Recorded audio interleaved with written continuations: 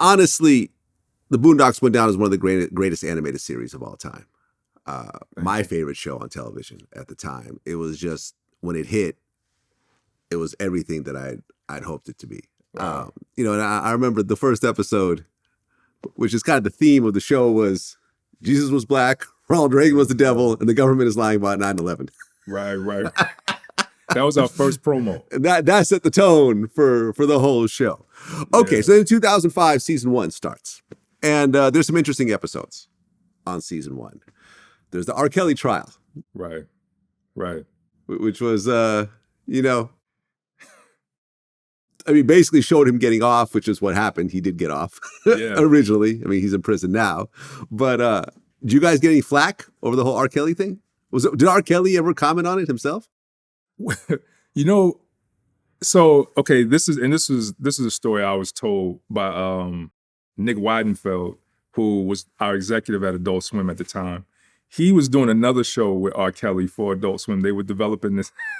It's actually, I think it's actually kind of brilliant, but it was a show, it was called Trapped in the House, and it was basically like a reality show where all of these people, these aspiring singers, lived in this house, but they had to sing all of their lines.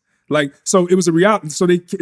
If I'm just going in the kitchen and saying like, who drank all the juice, I had to sing that. Right. So no talking was allowed in the house at all. Okay. Right. And they were trying to shoot it in R. Kelly's house, and I think he had like a rainforest in his house or some crazy shit. It was gonna be wild. But anyways, so when Nick was with R. Kelly and they were putting that show together, R. Kelly mentioned something about the show, but he kind of like took it in stride though. Like he laughed about it. He wasn't like upset. Okay. Then there was the Gangsterlicious episode, which showed a down low gay rapper who wore dresses and the such, which is an interesting prequel to the whole Young Thug thing. Not to say Young Thug is gay, but he definitely pushed the whole dress, played around with the whole gay straight kind of thing when he first came out. And, when I first saw him, the first thing I thought was Gangsterlicious. Right. Yeah. Was the fight that happened at the award show with the folding chair, was that season 1? Eat dirt. Yeah. Another prequel to what happened, the Montgomery brawl. You guys predicted it with the folding chair. So as soon as the folding chair comes out, motherfuckers lose their mind. Folding chair's been around for a long time. Right. They've been a popular weapon for a while. Okay.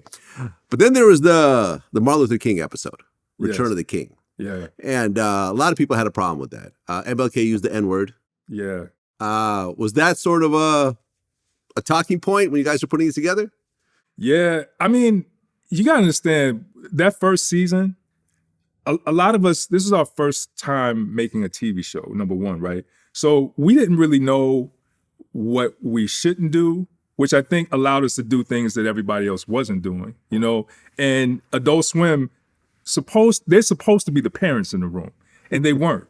It was just like a bunch of everything. Yeah, the inmates were running the whole asylum. So there was a time where you gotta understand, like, we're spending 2 years together making this product, and it's such an incubated process, and there was no social media the way it is today.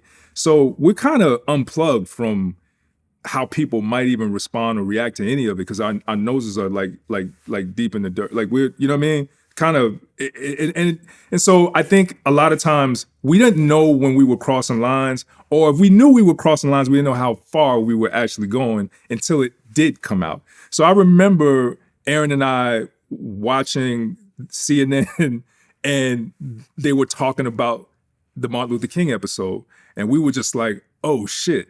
Like, that was a moment where we were like, oh damn, we really just did that. We just had Martin Luther King saying nigga on national, and I think at that point we began to realize that, the show was as polarizing as it was, but I gotta say, like, we were just trying to make each other laugh and have fun and do stuff that we thought was cool. Even with the anime stuff, like, that's just stuff we love. So it wasn't like, we weren't really thinking about everybody else, to be honest, and how people would respond or react to any of it, Al Sharpton actually protested the show. Yeah. I got an interesting story about Al.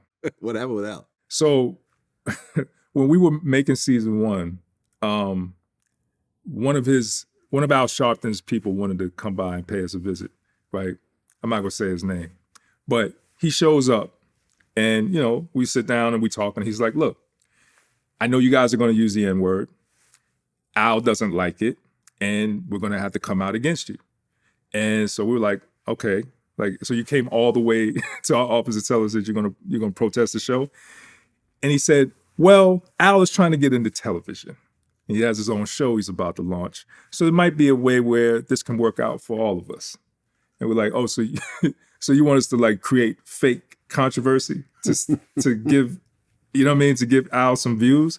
We're like, nah, man. First of all, we're probably going to have our own controversy we might have to deal with. So we don't need to fabricate some controversy. So he didn't take that very well. And he was like, okay, well then we were going to come out after you guys. So he left.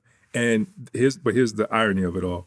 So they protested downtown at the same time and place that the Nation of Islam had a whole nother protest about something totally different. And they ended up getting into a fight Okay. with the Nation over the place that they were protesting. Huh. And then we put it in the show with Reverend Goodlove. Okay. Well, the first season, though, was a big deal. In fact, you guys won a Peabody Award. Yeah. That's a big deal. Yeah. A very big deal. How did it feel to be this kid from the hood, slanging DVDs for $5 to suddenly having a Peabody Award for your first real project? It's crazy, man. No, I mean, we all were just really overwhelmed with just the even more than a Peabody, to be honest. And the Peabody is everything, but really just seeing how people really love the show, genuinely love the show, and seeing started, because when we went to Comic-Con for the first time, that was, I feel like, the moment where we really began to understand how much of an impact we've had on the culture. And that love was, I can't even describe it. You know what I'm saying? It was just because we were making a show for us, and it was and our tribe was there to celebrate that. And just to see, even today, I'm watching TikTok and shit like that and I'm hearing my voice on TikTok as I'm scrolling through and seeing that even today, it still hasn't lost its flavor. That means more than any kind of accolade or award, just the way the people have responded and showed up and is still championing the show,